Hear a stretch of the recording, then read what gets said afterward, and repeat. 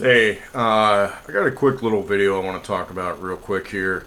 We're getting into turkey time, right? Thawing out the Thanksgiving turkey here, and I'm going on YouTube again because I'm bored and there's not much on TV, and I'm looking. You punch in a word 2012, and your browser is probably going to automatically fill in end of the world.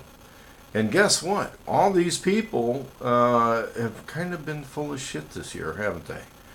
Now, I've been a survivalist writer for close to 20 years. I started publishing in the late 90s.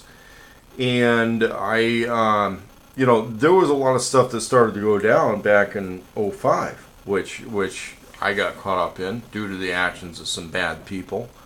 And the world didn't end for everybody else, okay? So we're looking at these 2012 end of the world apocalypse, all this kind of stuff, and you gotta wonder where these people are a year later. I mean, what are they fucking doing?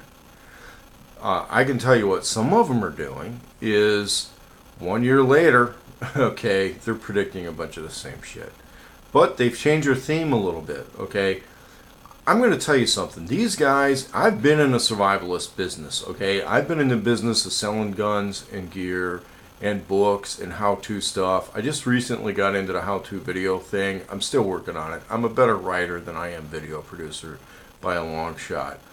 But I can tell you, I don't know what happens to these dickheads who are always predicting the end of the world.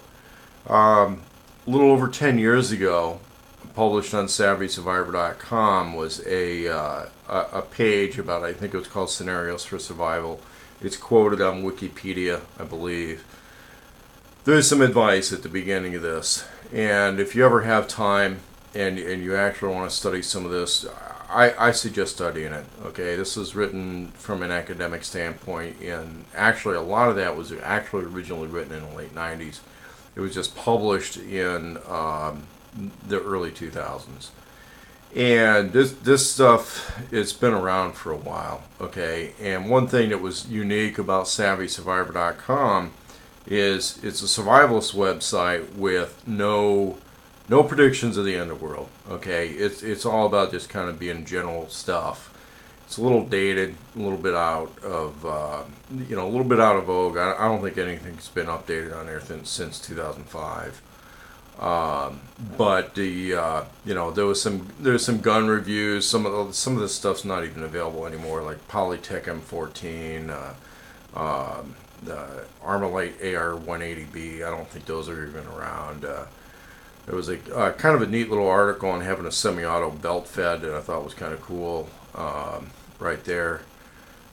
This was a guy who got raided by the feds at one point, and interesting was they never kicked in his front door when they did it. They got all sophisticated and shit because that belt fed was in his living room.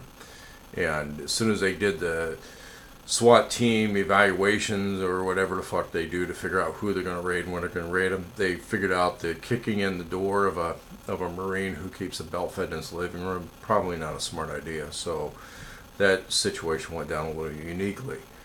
Survivalblog.com, published by James Wesley Rawls. I've known him for a little while. We're not best friends, but we know each other. This guy is a really good writer. He's got a lot of good ideas. Former military officer. I would go and check out his website if you want to take a lot of stuff seriously.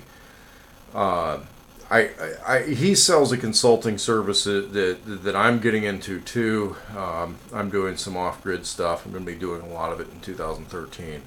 I anticipate new business for 2013, but I am not going to sit here and bank anybody on the end of the world. Okay, I'm not going to lower myself to that level. But there is something that I think is really cool that John Wesley Walls has kind of got the ball rolling on that a lot of people have been kind of talking about for several years, which was the American Redoubt Project. Now, they have a thing called RadioFreeRedoubt.com.